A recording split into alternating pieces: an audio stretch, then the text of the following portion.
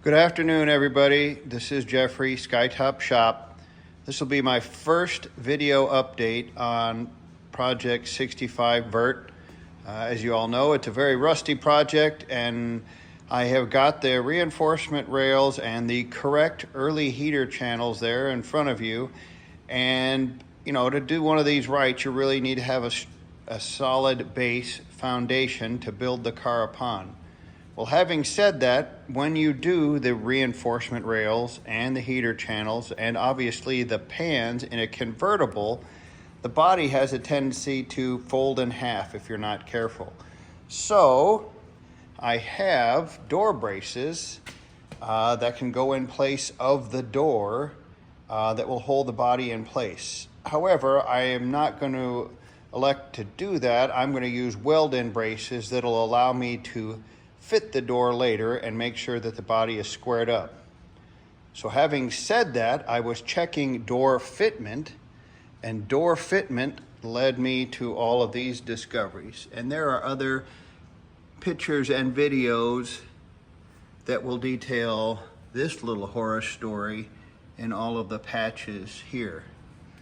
So I think what I need to do is get this A-pillar sorted properly so the door can mount correctly. Once I can get the door mounted correctly, I can work on welding some reinforcement rails, probably 1-inch square tube, into the chassis and get the chassis squared up, at which time I can take the body off the chassis and replace these pans.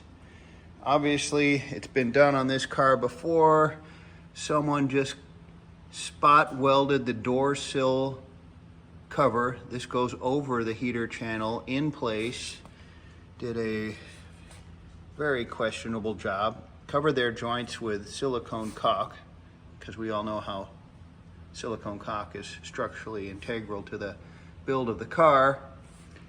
So, like I said, I think A-pillar, at least the bottom half of the A-pillar, which includes the lower door hinge mount, is going to have to be replaced even before I take this thing off of the pan to start doing the pan work. Now, another factor with getting that chassis straight is the chassis has got to be on the ground under its own weight. So I took the torsion housing off of this. It's been shortened. It's been POR'd. It's ready to go on. It's sitting here ready to go.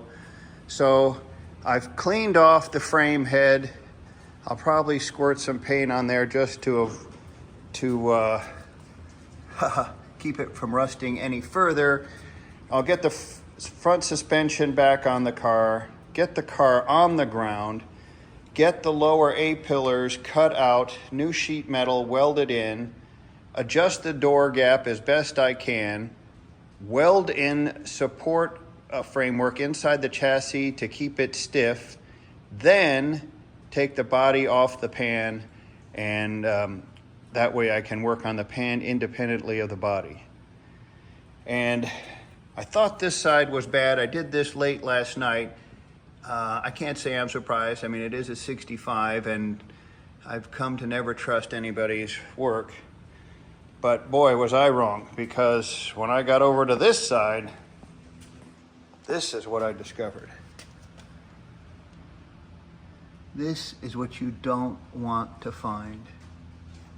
A ginormous patch, aluminum riveted in, fiberglass, window screen, silicone caulk, of course. Pretty much the worst of the worst. So this is all gonna have to be cut out. Same kind of thing here. The lower hinge mount is gonna need to be replaced so we can get that lower hinge set up properly so the door can be aligned. I've strapped it here, you can see, just to put some tension on the body. And the door gap is pretty good.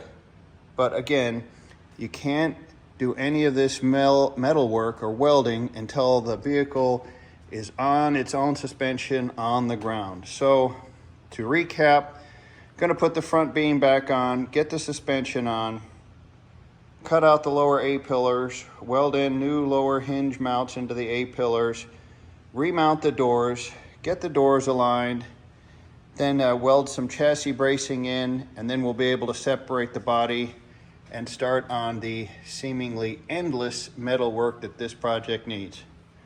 All right, Jeffrey, Skytop Shop, 65 Vert update.